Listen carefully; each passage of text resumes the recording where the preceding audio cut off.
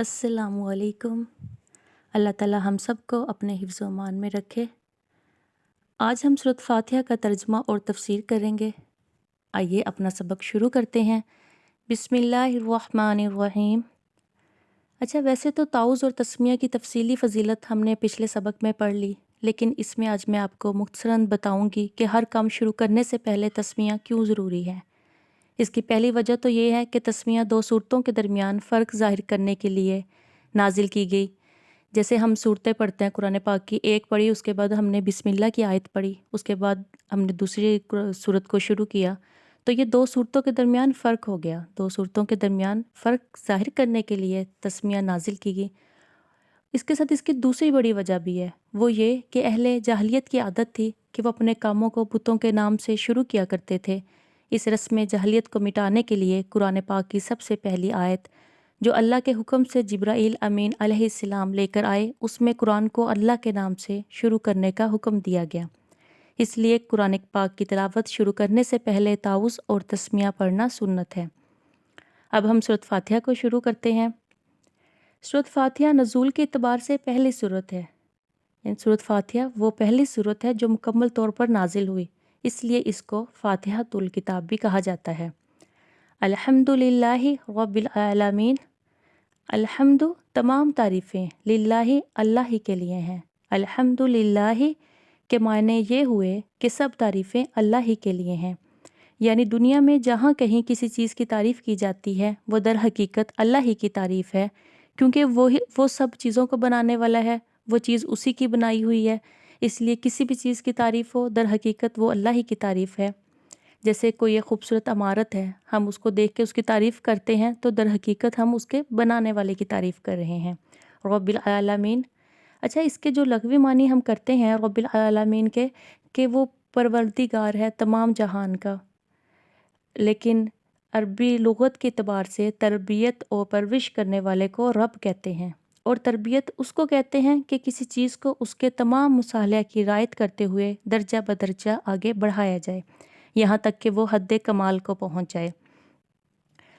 رب العالمین، اب عالمین کا جو لفظ ہے یہ عالم کی جمع ہے، جس میں دنیا کی تمام اجناس، آسمان، زمین، سورج، چاند، ستارے، گویا ہر چیز شامل ہے۔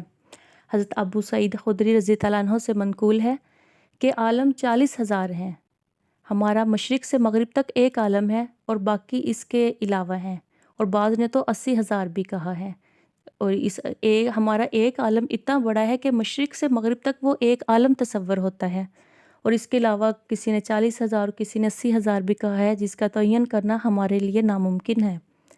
دوسری آیت میں الرحمن الرحیم کی صفت رحمت کا ذکر کیا گیا۔ اللہ تعالیٰ اس میں فرماتے ہیں الرحمن الرحیم، یہ جو رحمان اور رحیم ہے یہ اللہ کے دو نام ہیں، اور یہ ایسے لفظ ہیں جن کا ترجمہ یا ہم ان کا متبادل کوئی لفظ دیکھنا چاہیں تو عربی زبان کے علاوہ کہیں ان کا متبادل نہیں ملتا۔ انگلش میں ہم کہہ دیتے ہیں موسٹ مرسیفل، یا پھر اردو میں کہہ دیے بڑا مہربان ہے۔ ان دو ناموں کے ساتھ بلکہ اللہ کے جتنے بھی 99 نام جو قرآن پاک میں آئے ہیں ان سب کا ہی متبادل نہیں مل سکتا، کیونکہ عربی زبان جو ہوتی ہے وہ بڑی فصیح و بلیغ ہے، اس کا ترجمہ اسی میں ہو سکتا ہے۔ جیسے کہ رحمان اور رحیم دو علیحدہ لفظ ہیں، رحمان اور رحیم اس کی صفت ہے، یہ اللہ کی ذات کے ساتھ ہمیشہ کے لیے اٹیچ ہو گئی، یعنی اللہ کی ذات ہمیشہ کے لیے رحمان اور رحیم ہے۔ جو رحمان اور رحیم ہوتا ہے اس کے ساتھ کبھی بھی غضب والی صفت نہیں ہوتی، بلکہ وہ ہمیشہ اپنی مخلوق پر رحم کرنے والا ہوتا ہے۔ اس کے بارے میں علماء کرام یہ لکھتے ہیں کہ رحمان کوئی بھی ایسا نہیں جو اس کی رحمت سے بچا ہوا ہو، کہ رحمان وہ ہے کہ کوئی بھی ایسا نہیں جو اس کی رحمت سے بچا ہوا ہو، اور رحیم وہ ہے کہ اس کا رحم کوئی تھوڑا سا نہیں ہے بلکہ سب کے لیے بہت زیادہ ہے۔ اس لیے علماء فرماتے ہیں کہ اللہ رحمان دنیا میں ہے اور رحیم آخرت میں ہوگا۔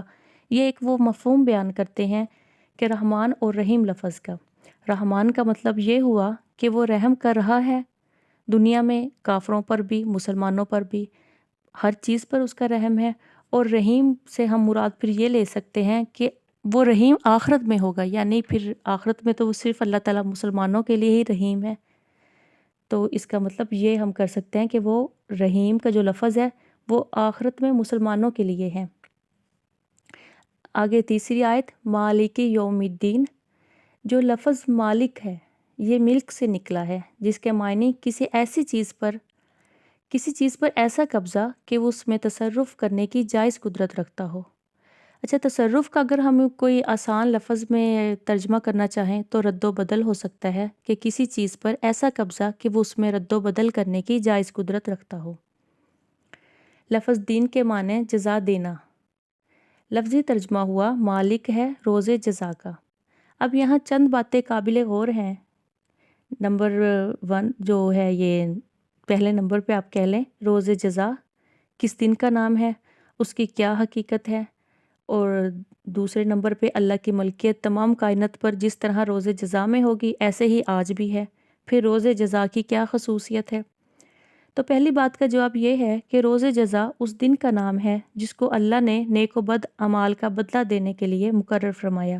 اس سے یہ معلوم ہوا کہ یہ دنیا نیک و بد اعمال کی جزا و سزا کی جگہ نہیں، بلکہ دنیا میں کسی کو دولت اور راحت سے مالا مال دیکھ کر ہم یہ نہیں کہہ سکتے کہ وہ اللہ کے نزدیک بڑا ہی مقبول و محبوب ہے، یا کسی کو رنج و مصیبت میں مبتلا پا کر ہم یہ نہیں کہہ سکتے کہ وہ اللہ کے نزدیک محبوب و مبغوض ہے، بلکہ روز جزا وہ دن ہے جس دن تمام لوگوں کو ان کے کاموں کے مطابق جزا دی جائے گی۔ دنیا میں اللہ نے انسانوں کو بہت سی چیزوں کا مالک بنایا، اگرچہ یہ ملکیت ناقص اور عارضی ہے، جیسے جو ہماری ذاتی چیزیں ہوتی ہیں، گھر ہے، گاڑی ہے، یا کوئی دفتر میں اگر کوئی کام کرتا ہے تو وہ اس کا آفس اس کی ملکیت میں ہے، تو یہ ملکیت ناقص اور عارضی ہے، لیکن روز جزا کے دن یہ عارضی ملکیتیں بھی ختم ہو جائیں گی۔ اس وقت ظاہری اور ابدی ملکیت صرف اللہ تعالیٰ کی ہوگی، اس کے سوا کسی کی نہیں ہوگی۔ آج ہم نے 3 آیتوں کا ترجمہ اور تفسیر کی ہے، باقی کا انشاءاللہ کل کے سبق میں ہم اپنی سورۃ فاتحہ کو مکمل کریں گے انشاءاللہ۔ اگر آپ روزانہ کے ویڈیو کو دیکھنا چاہتے ہیں کہ روزانہ کا سبق اسی ترتیب سے آپ تک پہنچتا رہے تو بیل آئیکن کو ضرور پریس کیجئے، اس سے آپ کو میری ویڈیو کے نوٹیفیکیشن ملیں گے اور آپ ہماری ترتیب سے قرآن پاک کو پڑھ سکیں گے۔ جزاک اللہ۔ اللہ تعالی ہم سب کا حامی و ناصر۔ اپنا خیال رکھیے گا۔ اللہ حافظ۔